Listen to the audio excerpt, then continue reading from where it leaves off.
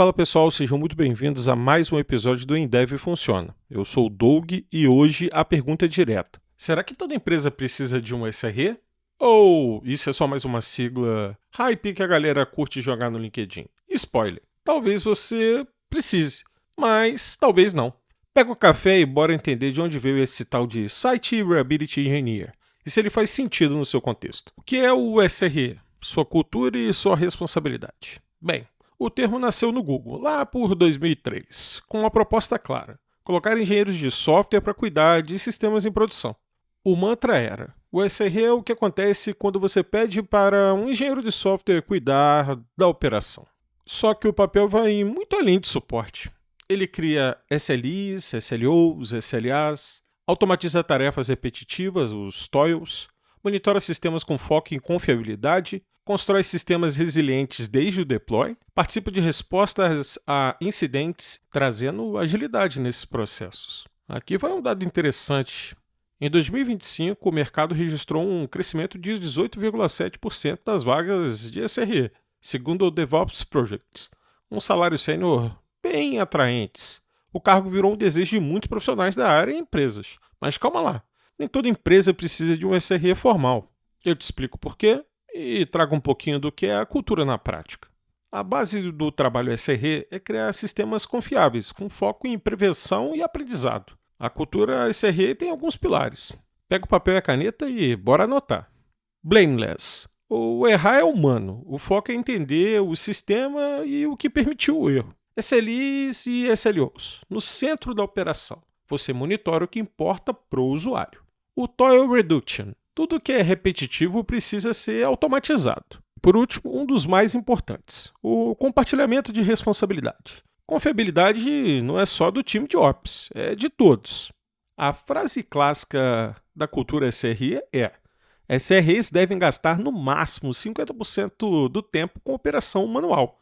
Essa cultura pode existir mesmo sem um cargo formal. Qualquer time pode aplicar esses princípios. E antes que os paladinos da tecnologia se levantem, a gente sempre deixa claro: um time capacitado e uma cultura forte resolve boa parte dos seus problemas. Tá, Doug, mas qual é a diferença entre SRE, DevOps e sysadmin? Tá, vamos desmistificar isso tudo primeiro. Fazendo uma analogia, o sysadmin foca em manter a infra viva, geralmente de forma manual.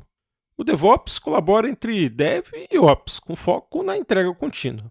O SRE, o foco é em confiabilidade, métricas, aprendizado e automação da operação. Resumindo, o DevOps desenha a casa, junto com o arquiteto. O SRE garante que ela aguente a tempestade. O sysadmin cuida para ela não desabar enquanto você dorme. Com isso, o SRE contribui na engenharia do sistema, não só na operação. Um exemplo é: se tiver um SLO de 99,9% de uptime, o time de SRE ajuda a desenhar a arquitetura, monitora os sinais de erro e define alertas com base nisso. Gosto de chamar de time vivo. É o time que tem que ser colaborativo, participar e entender das regras de negócio e buscar o melhor para a aplicação e para o cliente. Partindo desse princípio, a gente pode citar aqui alguns exemplos de empresas que se beneficiam do SRE. Empresas que escalam rápido, tipo startups em crescimento. Sistemas críticos 24/7. Bancos, e-commerce, streamings. Times que já têm DevOps, mas precisam de um time dedicado com foco em confiabilidade. E aonde não se encaixam, ou não ainda? Times muito pequenos, com 1 ou 2 devs. Empresas sem cultura de engenharia forte. Ambientes onde o uptime não é um fator crítico. Uma curiosidade: segundo dados do Stack Overflow Developer Survey de 2023, tem uns 2 anos, só 6% dos engenheiros se identificam como SRE. É um papel ainda de nicho, mas crescendo. Em 2025, esse número cresceu um pouco. Por onde começar com essas práticas sem contratar um SRE? Olha, você não precisa contratar um SRE para começar com a mentalidade de um SRE, mas um profissional capacitado sempre bem-vindo. Começa assim, de maneira simples. Defina os SLOs e SLIs, mesmo que eles sejam simples. Mapeie os toils e veja onde que dá para automatizar. Faça a retrospectiva de incidentes com calma e registro. Isso é fundamental e vai salvar vidas no futuro. Meça a confiabilidade. Não é só se o sistema está no ar. Junto vem o porquê e o como. Com isso, o time já evoluiu com a cultura de resiliência. Aqui vai um case interessante do Google. O time de SRE do Google é responsável por manter serviços como o Gmail, Google Search e o YouTube com uptime de 99,999. Lá o SRE tem autoridade para dizer não a um deploy se o sistema não estiver dentro dos SLOs definidos. Além disso, o time tem um orçamento de erro aceitável, que a gente chama de erro budget. Se a aplicação ultrapassar o orçamento, o deploy é pausado até que a confiabilidade seja estabelecida. Isso muda a conversa. O objetivo passa a ser equilibrar a velocidade de entrega com estabilidade de operação. O Google ele tem um livro muito bom e gratuito que se chama Site Reliability Engineer. How Google Run Production System. Ele é grátis e tem no site sre.google/books. Recomendo a leitura e ele pode trazer dados técnicos que a gente não abordou por aqui. Se você pensa em iniciar a cultura SRE sem contratar um SRE, pensa da seguinte forma. Crie uma wiki com suas SLIs e SLOs e mantenha visível para todo o time. Isso é começar com confiabilidade na prática. Como falamos no outro podcast, a observabilidade e monitoração aqui são passos fundamentais. Crie dashboards que importam, com alarmes que sejam de verdade impactantes para o negócio, e não somente o ruído. Crie e automatize tasks, restarts de pods, cleans de cache, alertas contextuais. Isso vai ajudar bastante na divulgação do papel do SRE e seu impacto para o negócio. Outro ponto aqui importante é criar processos e ritos. Tenha retrospectivas de incidentes sem buscar culpados. O objetivo aqui não é esse. Bora destrinchar o glossário das siglas usado no mundo do SRE. Vamos decodificar algumas das siglas que aparecem direto nesse mundo de confiabilidade. SLA, ou Service Level Agreement. Acordo formal com o cliente sobre o nível de serviço. Exemplo, 99% de uptime garantido. É o contrato entre você e o cliente dizendo, olha, meu sistema vai ficar no ar por 99,9% do tempo. O SLO, ou Service Level Objective, é o objetivo interno da equipe para atender a SLA. Exemplo, responder uma requisição em até 200 milissegundos.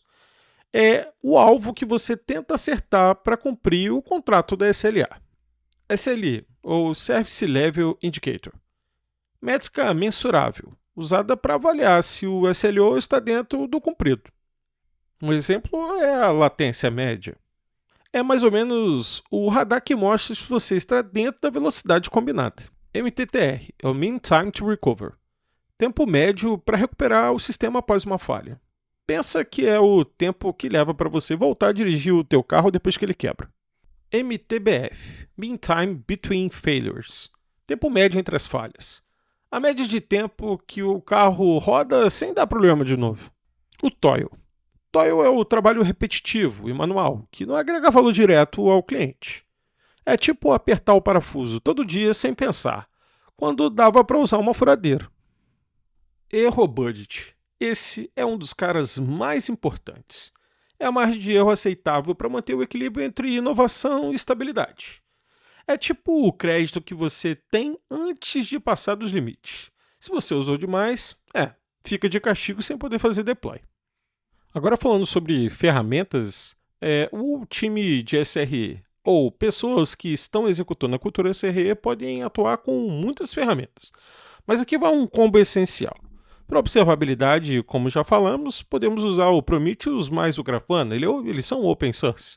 Datadog, New Relic e Dynatrace são pagas, os APMs. A infraestrutura, como sempre, Terraform, CloudFormation, Helm, Pulumi, linguagens como Python, Bash e Go, com foco em automação e scripts.